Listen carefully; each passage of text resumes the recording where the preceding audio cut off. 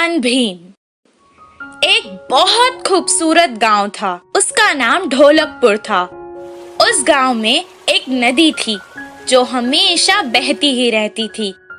उस नदी के कारण गांव में हमेशा हरियाली ही रहती थी।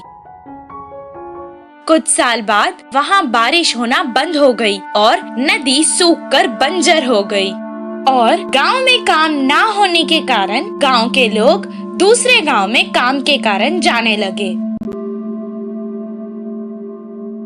राजू और भीम दो आदमी एक ही गांव में काम के लिए गए। राजू बहुत अक्लमंद था और भीम जैसा उसका नाम वैसे ही वो बहुत शक्तिशाली था। वो आराम से कितना भी भार हो उठा सकता था। उस गांव में एक बहुत बड़ा लकड़ियों का व्यापारी रहा करता था। वो दोनों उसके पास काम मांगने गए। तब वो व्यापारी उनसे कहने लगा, जंगल जाकर लकड़ी काटनी पड़ेगी, क्या तुम दोनों से ये हो पाएगा? हाँ हो जाएगा।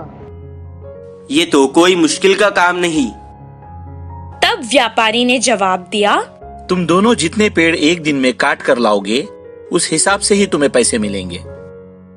वो दोनों कुल्हाड़ी लेकर जंगल गए। पहले दिन होने के कारण वो दोनों बहुत उत्साहित थे और जोर जोर से पेड़ काटने लगे।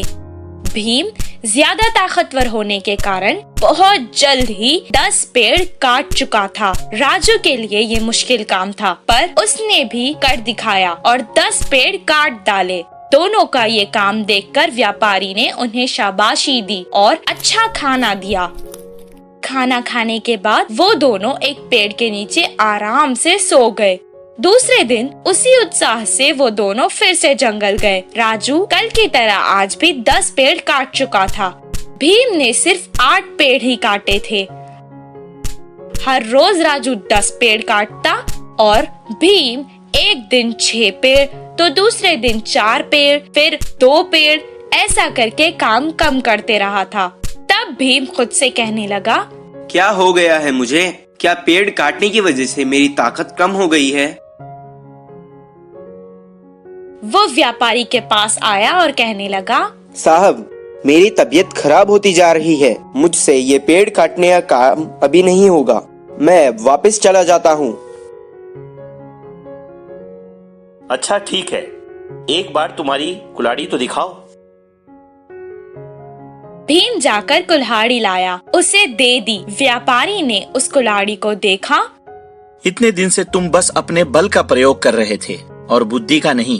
एक बार पेड़ काटने के बाद अगर कुल्हाड़ी को तेज नहीं किया तो वो मुंड हो जाती है। इसलिए हर बार कुल्हाड़ी को तेज करते रहना चाहिए। राम ने अपनी बुद्धि का इस्तेमाल किया और इसलिए वो इतनी कम मेहनत करके भी ज्यादा कमा रहा है। तुम इतनी छोटी बात नहीं समझ पाए। देखो भीम, हमें बल के साथ साथ अपनी बुद्धि का भी इस्तेमाल करना चाहिए। भीम को अपनी गलती समझ आ गई और वो अगले दिन अपनी कुल्हाड़ी को तेज करके अपने साथ जंगल ले गया। जैसे पहले दिन उत्साह से उसने पेड़ काटे, उतने ही उत्साह से उस दिन भी काम करने लगा। बुद्धिमान राम की तरह उसने भी बुद्धि का इस्तेमाल किया और इसीलिए उसे बहुत ज्यादा फायदा हुआ। इस कहानी से हमें ये शिक्षा मिलती है कि हमें अपने बल के साथ साथ अपनी बुद्धि का भी इस्तेमाल करना चाहिए।